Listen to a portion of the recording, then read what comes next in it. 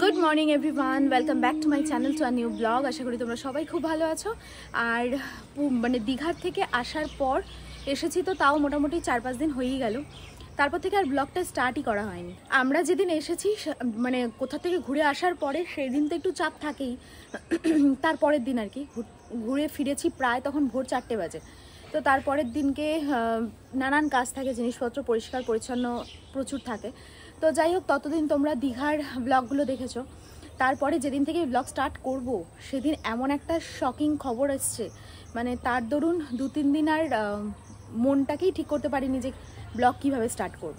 কারণ ফ্যামিলিতে যদি এরকম কোনো সিচুয়েশান তৈরি হয়, এরকম খবর, এরকম কিছু ঘটনা ঘটে, মানে কি যে পরিস্থিতি হয় ফুল ফ্যামিলির।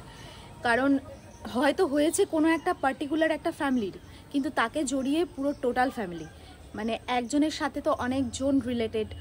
এবার ব্যাপারটা হচ্ছে যে আমার নন্দাইয়ের ব্রেন স্ট্রোক হয়েছে। তো সেই খবরটা শুনে দুপুরবেলা জাস্ট আমরা সবাই ঘুমাচ্ছিলাম, হঠাৎ করে তো আমার শাশুড়ির কাছে ফোনটা আসে। তারপর থেকে কি যে সিচুয়েশান তৈরি হয়েছে, মানে কি বলবো আর, মানে ভাষা নেই কিছু বলার।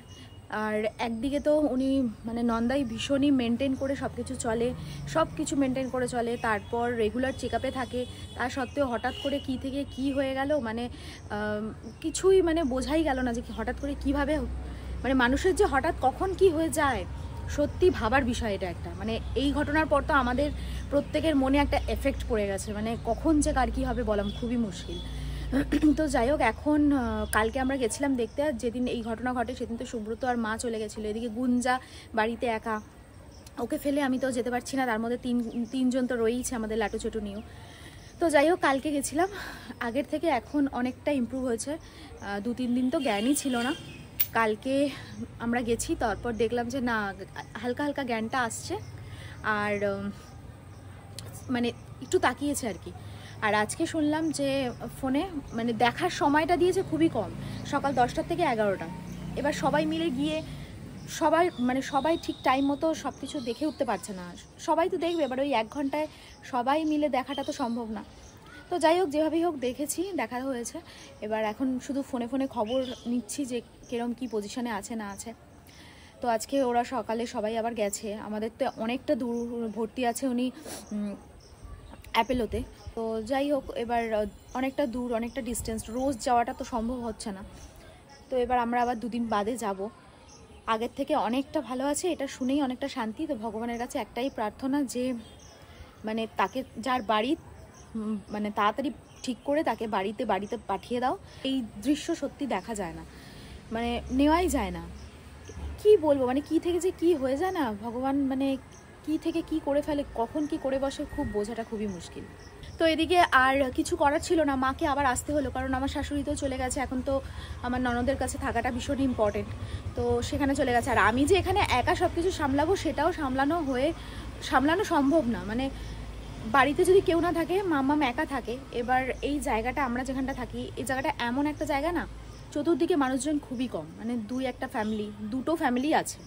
তার মধ্যে মানে আমাদের পাশে যে ফ্যামিলি অনেকটা দূরে, আমাদের সামনে তাদের ঘরটা অনেকটা দূরে। তো খুবই সমস্যার বিষয়। আর রাত্রের দিকে মাম্মাম বাড়িতে একা থাকলে না আমাদের খুব চিন্তা হয়। এবার দোকানে তো যেতেই হবে, দোকানে কাকার শরীরও খারাপ, কাকাও কদিন ধরে আসছে না, মানে চতুর্দিক দিয়ে আর পুরো পুরো মানে কি বলবো, জগা খিচুড়ি পাকিয়ে গেছে। তো যাই হোক, মাকে ডেকে নিয়েছি, মা চলে এসছে। বাপি ওখানে একা থাকবে, তবুও কিছু করার নেই, এবার থাকতে হবে, মানে ম্যানেজ করতেই হয়। ফ্যামিলিদের জন্য তো কিছু কিছু স্যাক্রিফাইস করতেই লাগে। তো এবার মাম্মাম সকালবেলা উঠে এখন স্কুলে চলে গেছে। আর এদিকে আজকে শিপ্রাও আসবে না, তো শিপ্রা তো আসবে না, তো চট করে রান্নাবান্নার দিকে যেতে হবে। দেখি টিফিন কি করা যায়। এদিকে আমাদের এখানে বৃষ্টি হচ্ছে, আর সুব্রত এখন বৃষ্টিতে বাজারে কানাইকে দিয়ে দিই টাকা। কানাই এরা গ্রিল খুলতে পারছি না,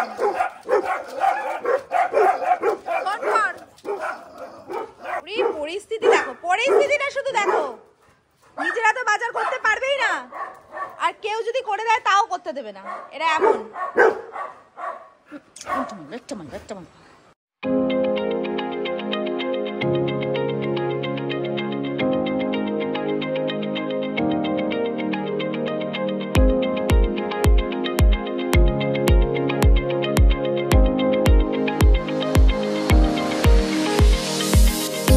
আর রান্নাবান্নার কাজ বলো বা ঘরের কাজ, আমার একটু গুছিয়ে গাছিয়ে কাজ করতেই বেশি ভালো লাগে। তাই ছড়ানো ছেটানো বাসন থালাগুলো আগে সব জায়গা মতো রেখে দিলাম। যে কোনো কাজই যদি গুছিয়ে করা যায় না, তাহলে সেই কাজ করতে কিন্তু বেশিক্ষণ সময় লাগে না। সকালের টিফিন বলতে হয় রুটি, হয় চাউমিন। তো আজকে আমি অন্য কিছু না করে একবারে চাউমিনের জন্যই সমস্ত সবজিপাতি কেটে নিয়েছি। আর এখন কড়াইতে জলও বসিয়ে দিলাম চাউমিনটা একটু সেদ্ধ করার জন্য।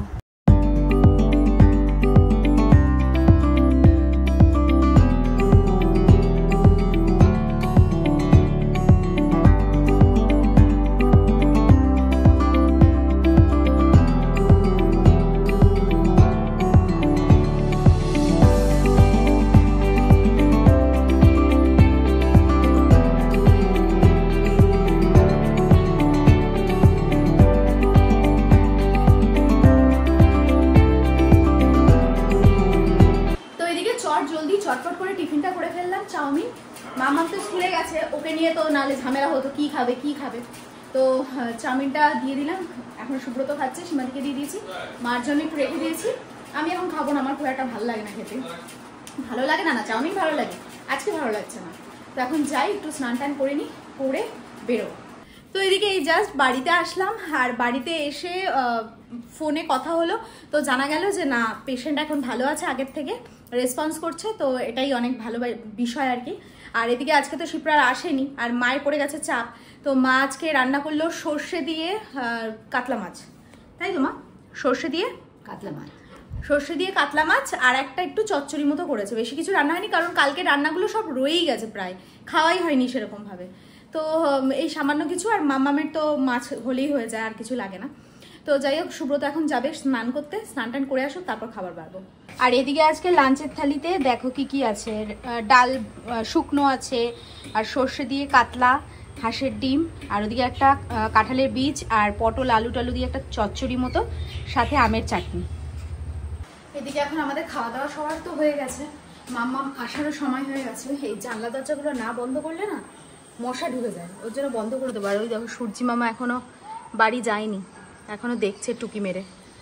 যা ইদানিং গরম পড়েছে, এত বৃষ্টিতেও মারাত্মক গরম। এই গরম নেওয়া যাচ্ছে না, মানে আগেকার দিনে এরকম হতো না বাপরে, এখন যা মারাত্মক পরিমাণে গরম পড়েছে। জানলা দরজাগুলো এখন বন্ধ করে দিই সব, এদিক ওদিক দিয়ে সব।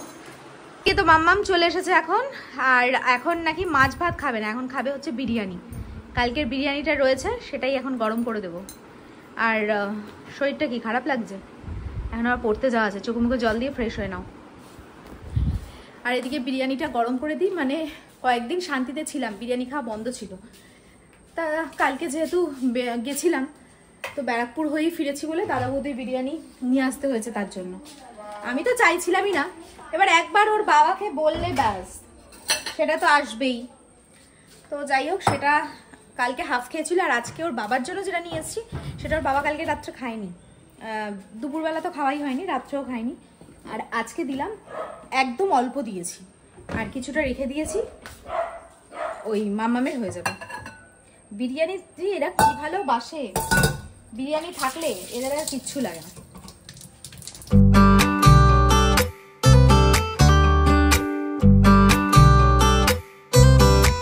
এদিকে এখন বাজে প্রায় সন্ধ্যে 6:30, আর মাম্মাম তো এসে খাওয়া দাওয়া করে চলে গেল পড়তে। সুব্রত বেরিয়ে গেছে দোকানে। এদিকে বৃষ্টি পড়ছিল হালকা হালকা, তো আমি বললাম যে তুমি চলে যাও, আমি রেডি হয়ে তারপর যাচ্ছি। তো আমি তো রেডি হয়ে গেছি, যাই একটু দোকানদারি করে তারপরে আসবো। এদিকে ছোটু, এই যে ছোটু দাঁড়িয়ে আছে, আর খালি আমার পেছন পেছন ঘুরছে। আমি যেখানে যাচ্ছি সেখানে যাচ্ছি, যেখানে যাচ্ছি সেখানে। ওই শোন, ওখানে শোন, ঘুম নেই চোখে, দেখছো চোখগুলো, ঘুম নেই চোখে। আর ওদিকে লাটু দেখো পড়ে পড়ে ঘুমাচ্ছে। দিদির সাথে দেখা হয়েছে, দিদি আদর করে গেছে, ব্যাস শান্তি। নাহলে সারা দিন কাঁদছে, কু কু করে কাঁদছে।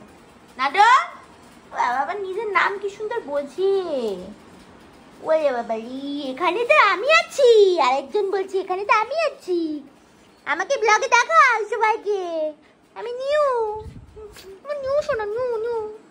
অনেকদিন পর দোকানদারি করে, মানে এখন বাজে প্রায় 9টা, তো অ্যাকচুয়ালি 10টার সময় একটা দোকান বন্ধ হয়, বাট আজকে আগেই বেরিয়ে এসেছি, একটু ফাঁকাই আছে। তো আজকে একটু ঘুরতে যাবো, মানে অনেক দিন ঘুরতে যাই না, মানে সেই দীঘা থেকে ঘুরে আসার পর আর সেরকমভাবে বেরোনোই হয়। ওয়েদারটাও ভালোই আছে, তো যাই একটু ঘুরেই আসি।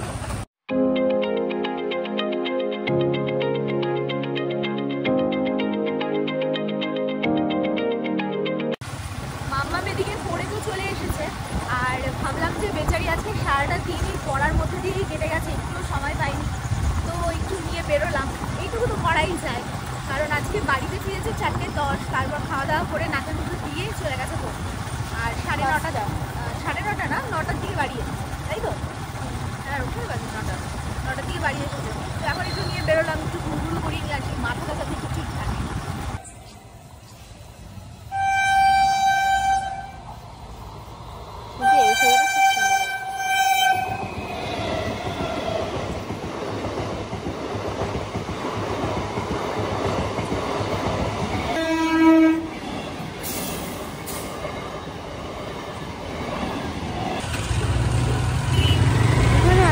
দাঁড়াতে হয়ই না বলো, ফুল বাইক রেস।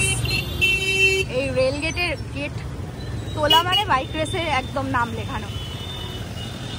সব হই হই করে চলে গেল, আর আমরা এই সাইডের থেকে ফার্স্ট। চিকেন টিক্কা তো দুটো দেবে? হ্যাঁ দাদা, চিকেন টিক্কা। ফুলটাও নিয়ে নিলাম, মনে পড়লো কালকে বৃহস্পতিবার, পুজোর ফুলটা নিতে হবে, পেয়েও গেলাম।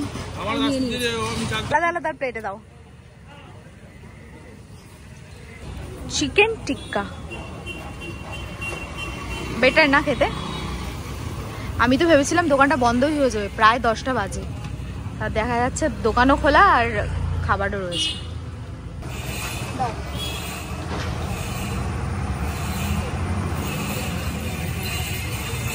এদিকে জাস্ট বাড়ি আসলাম, আর রাত্রেবেলা আবার সেই নাটক শুরু হয়ে গেছে। কদিন একটু বন্ধ ছিল, আবার নতুন করে নাটকটা চালু হয়েছে। রাত্রে আবার নতুন করে খাবার দাবার, সকালের খাবার থাকা সত্ত্বেও আবার এখন আলু সিদ্ধ ডিম সিদ্ধ সব বসানো হয়েছে। সে এখন সেদ্ধ ভাত খাবে। কি বলবে, মানে মাঝে দুদিন একটু অফ ছিল এই নাটকটা, ফের আবার চালু। তো যাই হোক, এদিকে ডিম সিদ্ধ আলু সিদ্ধ সব হয়ে গেছে, এখন ভাতটা দিয়ে দেবো। এদিকে খাওয়া দাওয়া করে একটা বড় কাজ করলাম, বাট পুরোটা কমপ্লিট হয়নি, হাফটা কমপ্লিট হয়েছে। সেটা হচ্ছে নিউর পুরো হেয়ার কাট, অর্ধেকটা করতে পেরেছি, আর এখন আর করতে দিচ্ছে না, কামড়াতে আসছে। তো কিছুটা করে পুরো এত এত লোম সব বাইরে বার করলাম, মানে না কাটলেই হচ্ছিল না। কবে থেকে ভাবছি কাটবো, তারপর স্নান করানোর তো ব্যাপার আছে। দেখি কালকে যদি পুরোটা কাটাকাটি হয়ে যায় তাহলে কালকে স্নান করিয়ে দেবো। আর মানে কাজকর্ম তো সব কমপ্লিট, ওরা ওদিকে ঘুমিয়ে পড়েছে, আর সবাইকে আটকে ওই ঘরে, সবাই বলতে লাটু আর নিউকে আটকে ছোটুকে নিয়ে এই ঘরে চলে আসলাম। তো যাই হোক, আজকের ব্লগটা তাহলে আমি এখানেই শেষ করছি। যদি কিছু ভিডিওটা ভালো লেগে থাকে then do like comment share and subscribe. দেখা হচ্ছে নেক্সট ব্লগে, ততক্ষণের জন্য খুব ভালো থেকো, সুস্থ থেকো, আর অবশ্যই ওয়েটে মেটের সাথে থেকো। সো চলো আজকের মতন টাটা, বাই এন্ড গুড নাইট।